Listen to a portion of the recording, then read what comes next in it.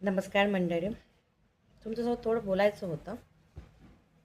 ते म्हणजे आज असं काय, आज आहे वटपौर्णिमा. तर लोक म्हणतात की नवऱ्यासाठी वटपौर्णिमेचा उपवास केला पाहिजे, तर 7 जन्मात तोच नवरा मिळतो. हे तर मला नाही माहीत. आणि वड्याच्या वृक्षाला 7 वेळा फेरे मारल्याने पण हाच नवरा मिळतो, हेही मला नाही माहीत. पण मला असं वाटते की नवऱ्याच्या सुखात